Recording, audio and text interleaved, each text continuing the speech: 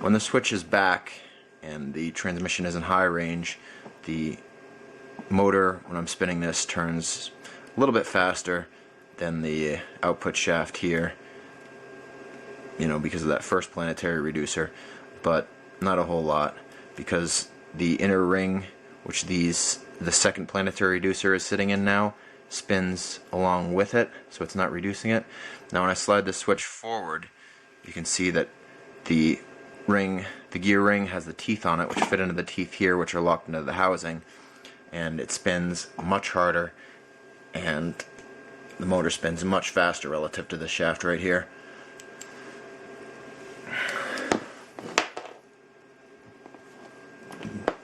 So onto the front of the drill. We have here, which is a thrust washer for the clutch to push up against. Another set of reducers, a ring gear here.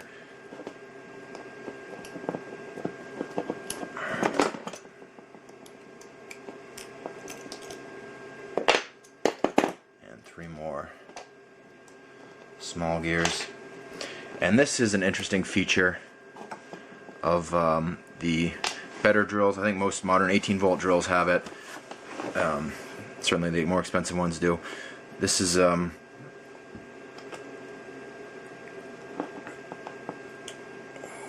we go. Okay, this is what's known as a bidirectional one-way clutch. Also, what is it? Bidirectional backstopping clutch. It's a type of sprag clutch, which allows motion in one direction and it stops the motion in the other direction. So this allows you to use the drill as a manual screwdriver to tighten your bits down by hand when you're putting them into your screw gun, rather than relying on the motor to tighten your bits. It's just a nice feature to have.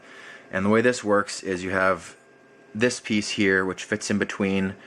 Here you can see they have these roll bearings, which are about 1/4 of an inch long and circular, round, and they fit in here into these small grooves, and the grooves are actually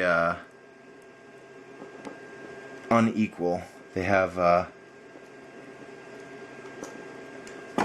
hole where the roll bearings will fit into on the outside of them, but then on the inside it tightens down.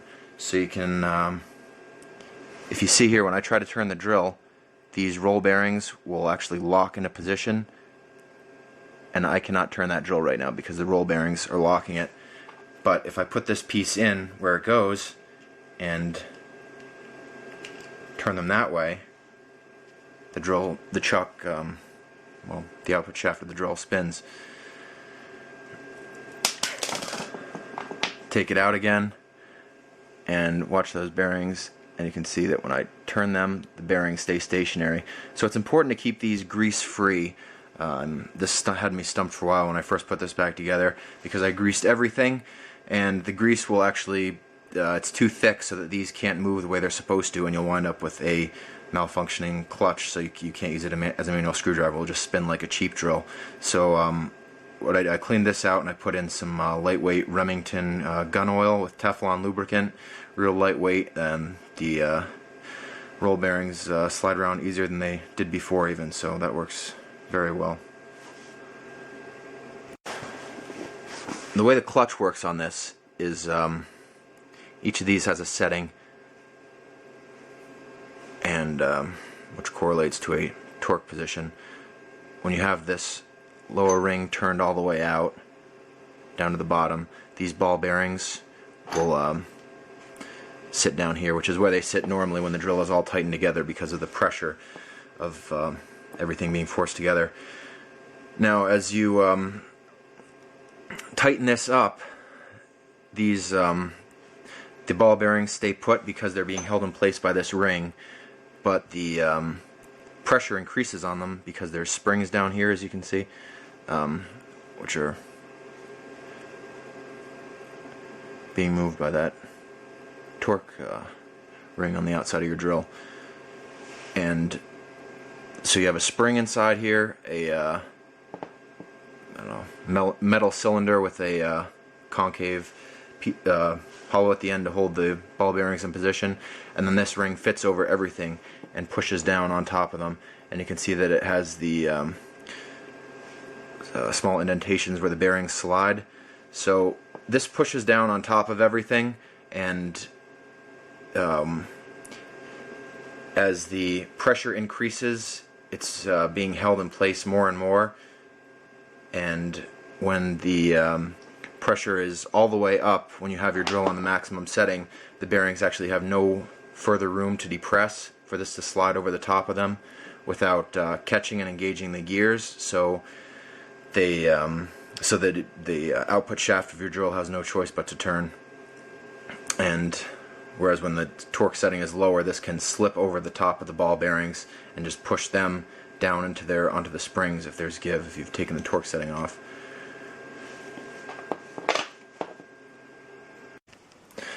For the final installation, generally easier to put the intermediate planetary in the back half, since it has the outer ring, selector ring, to mesh up with, and then to work this large ring into the 3 planetaries in the front here. So, and don't forget that thrust washer.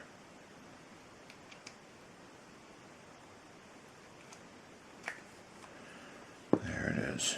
Oh, and we want the switch and the torque clicker to line up like that, because they both go on top of the drill. And then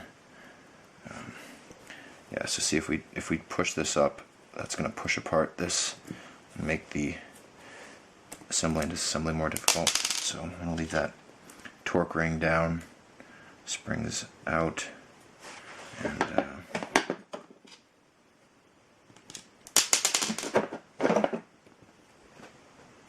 refasten our screws here.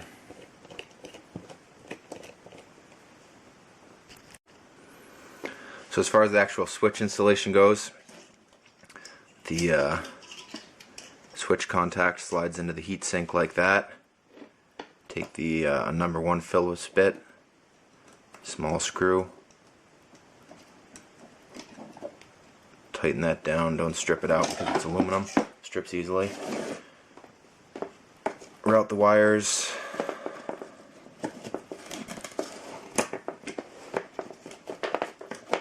through there.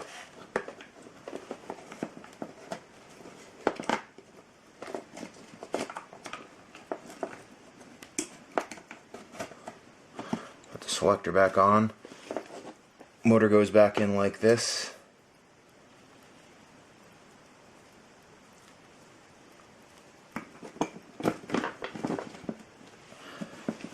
Black on the right, white on the left.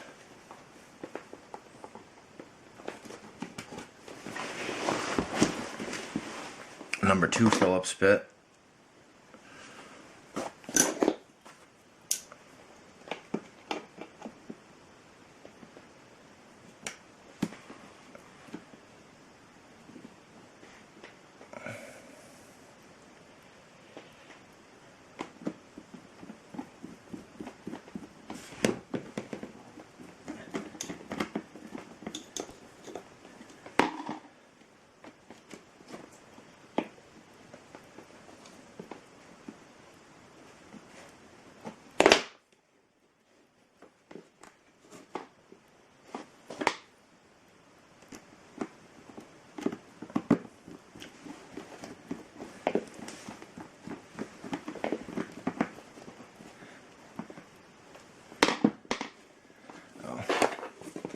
Tighten that torque ring back up.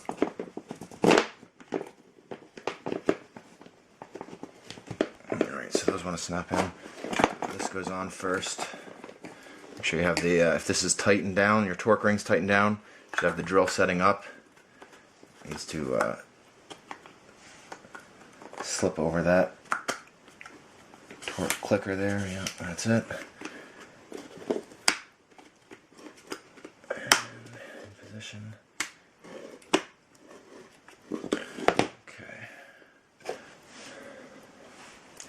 So this time, to keep moisture from getting in there and fouling up all my contacts, what I'm going to do is coat everything, especially where this trigger goes into the switch housing. Coating everything with dielectric grease, insulating, non-conductive dielectric grease. $5 a tube at your local auto parts store, and hopefully this will keep this switch in service for many years to come.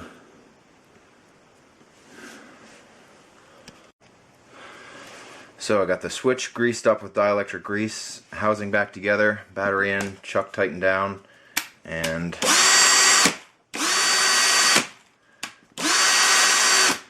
sound of a working electric brake. And that should be good for another 4 years of abuse.